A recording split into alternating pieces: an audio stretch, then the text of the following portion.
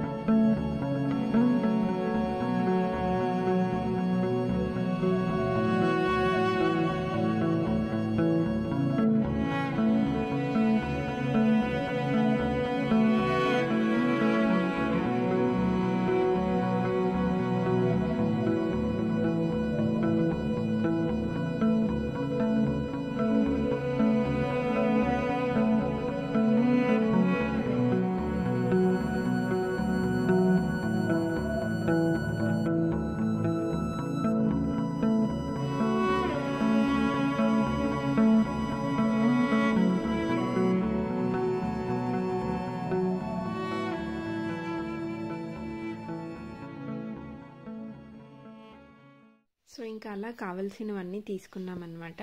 So చూసారు కదా, మధ్యలో మట్టి కుండలు కూడా చూపించాను నేను. సో అవి కూడా అవైలబుల్ ఉన్నాయి.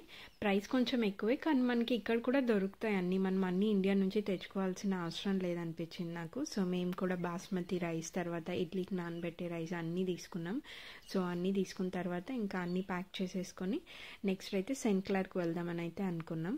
సో ఇక్కడ ఇంకోటి నాకు మంచిగా అనిపించింది ఏంటంటే ఈ ట్రాలీస్ అనమాట. మనం 1 cent or 2 cents పెట్టి మనం ట్రాలీ తీసుకోవాలి, లేకుంటే లాక్ ఉంటుంది అది. సో దానివల్ల మనకి ట్రాలీస్ అనేవి సేమ్ ప్లేస్లో మళ్ళీ అందరూ పెట్టేస్తాం అనమాట. సో మళ్ళీ మనం సేమ్ ప్లేస్లో పెట్టేస్తే మనకు 1 cent or 2 cent మనం ఎంత పెట్టుంటే అది రిటర్న్ వచ్చేస్తుంది అనమాట. So it is a good initiative అనిపించింది నాకు. సో జస్ట్ అలా ఎక్కడ పడితే అక్కడ ట్రాలీస్ వదిలేకుండా అందరూ వాటి ప్లేస్లో వదిలేస్తారనమాట. సో నెక్స్ట్ మేమైతే వుల్వర్త్స్కి వెళ్ళిపోయాం. వుల్వర్త్స్లో కూడా కొన్ని బేసిక్ థింగ్స్ అనమాట. సో అవి కూడా ఇంకా తీసుకొనేసి ఇంకా కాఫీ తాగుదాం అనుకున్నాం. చాలా టయర్డ్ ఉండే, ప్రీవియస్ డేని మొత్తం జర్నీ చేసి వచ్చాం కదా. సో సూపర్ టయర్డ్ ఉండే, కానీ ఆ రోజు మా హస్బెండ్ లీవ్ తీసుకున్నారు. సో మేము మా షాపింగ్ అంతా ఆ రోజే కంప్లీట్ చేసేసుకోవాలి. సో ఇంకా సరే అని కొంచెం ఓపిక తెచ్చుకొని కాఫీ అలా కొంచెం రెస్ట్ తీసుకొని మళ్ళీ స్టార్ట్ అయితే చేసేసాం షాపింగ్ది. సో నెక్స్ట్ కేమార్ట్కి అయితే వచ్చేసాం. కేమార్ట్లో కొంచెం అంటే బేసిక్ ప్రైసెస్కి దొరుకుతాయని మా హస్బెండ్ చెప్పారు. సో అందుకే మేము ఆర్గనైజర్స్ కానీ కిచెన్కి సంబంధించిన ఐటమ్స్ కానీ అన్ని కేమార్ట్లోనే తీసుకుందాం అనుకున్నా. సో ఇక్కడ చూస్తున్నారు కదా, నేనైతే ఆర్గనైజర్స్ చూస్తున్నా, కబోర్డ్లో పెట్టడానికి బేసిక్గా చూస్తున్నాను అనమాట. సో ఐ థింక్ నేను ఈ ఆర్గనైజర్ తీసుకున్నాను అనుకుంటా. నాకు మంచిగా అనిపించింది, లైక్ మీడియం సైజులో బాగుంది, స్టోరేజ్ స్పేస్కి బాగుంటుంది కబోర్డ్లో అని తీసుకున్నా. అండ్ నేను మళ్ళీ ఇవి జార్స్ కూడా చూస్తున్నాను అనమాట. లైక్ గ్లాస్ జార్సే కావాలనుకుంటున్నా కిచెన్కి. స్టీల్ ఇవన్నీ అంటే ఇక్కడ కొంచెం ఎక్కువ కాస్ట్లీ ఉంటుంది, ప్లస్ నాకు వాషింగ్కి కూడా డిఫికల్ట్ అవుతుంది. గ్లాస్ జార్ అయితే నేను ఈజీగా క్లీన్ చేసుకోవచ్చు అనిపించింది.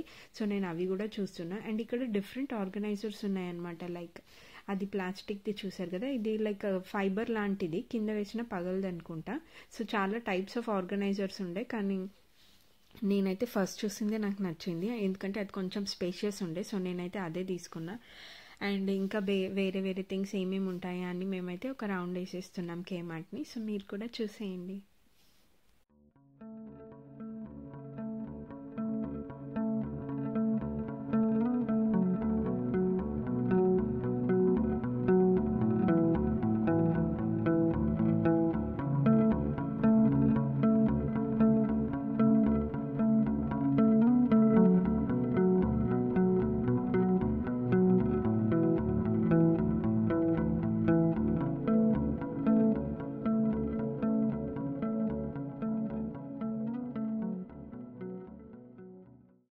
సో ఇంకా కేమార్ట్లో కావాల్సినవన్నీ తీసుకొని సెల్ఫ్ చెక్అవుట్ కౌంటర్స్ ఉంటాయి కదా, సో మేమే చెక్అవుట్ చేసుకున్నాం. చూస్తున్నారు కదా, నేనైతే 3 types ఆఫ్ జార్స్ తీసుకున్నా, అంటే స్మాలర్ సైజ్ అండ్ 2 different సైజెస్లో తీసుకున్నా.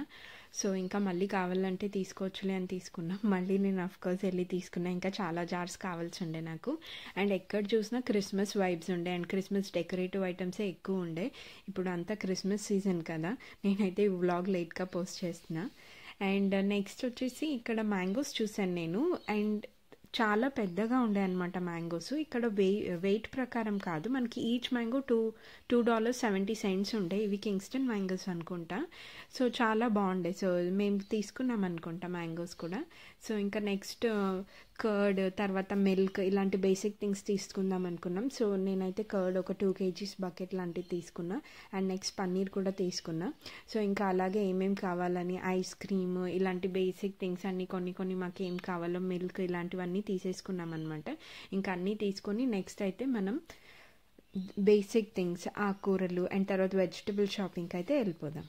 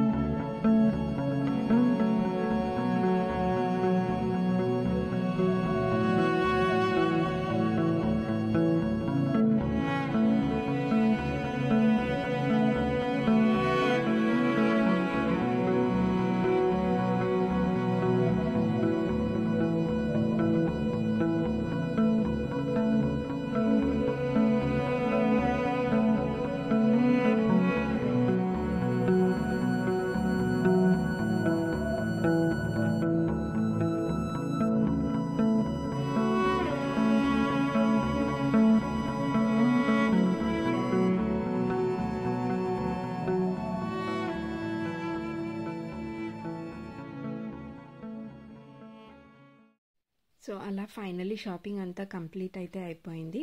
సో నెక్స్ట్ వీడియోలో నేను basic things like Australian identity card కానీ సిమ్ కార్డ్ తీసుకోవడం కానీ ఇలాంటి థింగ్స్ అన్నీ ఎక్స్ప్లెయిన్ చేస్తాను. సో మేమైతే సూపర్ టయర్డ్ ఉండే, అదే చెప్తున్నా, డే మొత్తం ఫుల్ టయర్డ్ ఉండే అని. సో ఇంకా మేమైతే ఇంటికి స్టార్ట్ అయిపోయాము. That's it for this vlog అండి. మీ అందరికీ నా వ్లాగ్స్ నచ్చుతున్నాయని అనుకుంటున్నా. మీకు నా వ్లాగ్స్ నచ్చితే డెఫినెట్గా do like, share and subscribe to my channel. Bye.